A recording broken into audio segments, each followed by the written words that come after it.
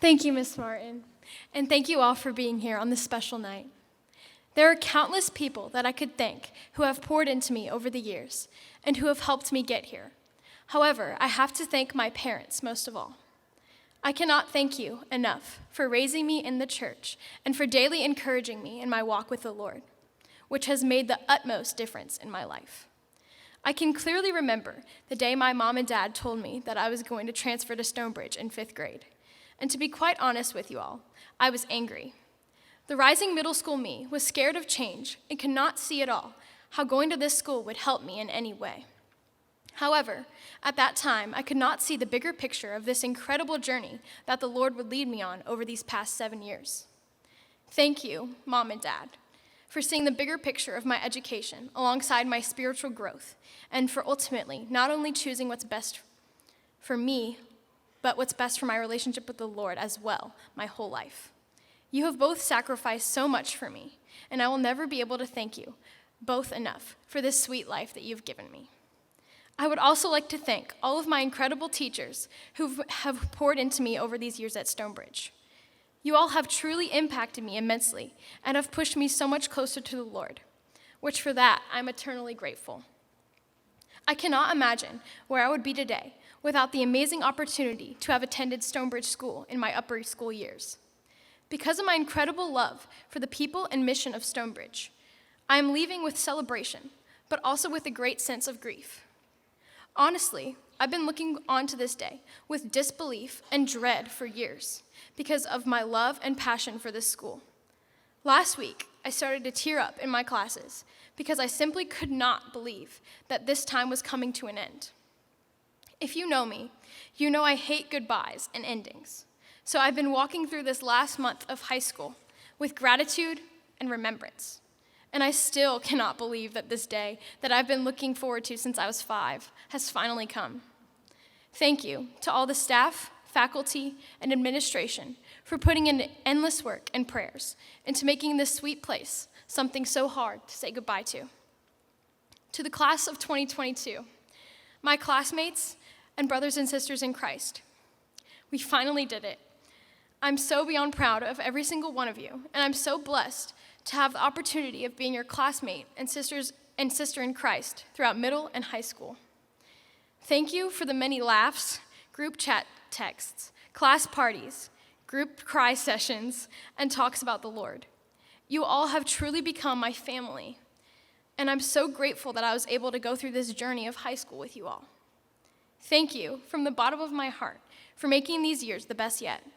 The Lord has used you in so many ways to impact me and grow me into who I am today. Because of my love and care for you all, I'm incredibly honored and blessed to charge you all tonight. Everything that I'm going to charge you with can be summed up in one word that has been continually spoken to us throughout this last quarter by Mr. Hunt in senior SEM class. This word is transformation. When I think about our class, there's nothing more that I want to encourage you all to do than to stand strong in your relationship with the Lord and let Him transform you throughout this next season of your lives. Nothing else that I will say tonight is more important than this, as in these next few years of our lives, we will be faced with decisions that will ultimately affect our eternal lives.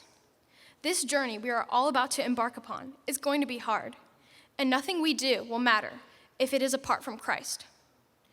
The message of Romans 7 and 8 is a perfect example of the struggles we will face in this next season of our lives.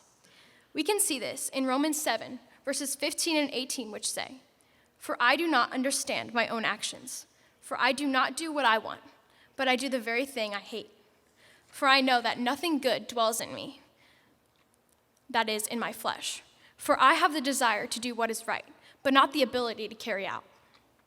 Paul describes the struggle that us as followers of Christ face daily between our fleshly desires and our desires to follow Christ.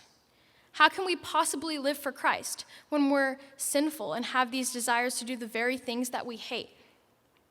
Paul answers this question in Romans 8. Romans 8, 1 through 2 says, "There is therefore now no condemnation for those that are in Christ Jesus. For the law of the Spirit of life has set you free in Christ Jesus from the law of sin and death. We can overcome our fleshly desires through Christ alone. Him working in us to transform us into his likeness is the only thing that can give us the power to overcome the flesh.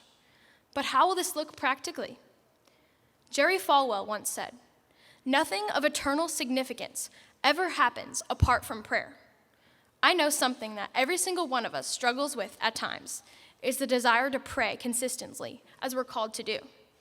John 15:5 says, "I am the vine, you are the branches. Whoever abides in me and I in him, he it is that bears much fruit.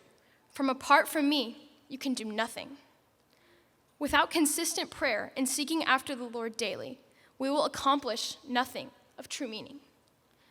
I challenge each of you to seek the Lord daily with all of your hearts, because this joy and eternal fulfillment that each of you has been offered in Christ is too important for me to let you just walk away from.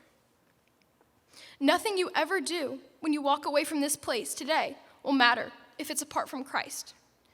As Jesus said in Mark 8, verses 34 through 36, "If anyone would come after me, let him deny himself, take up his cross, and follow me.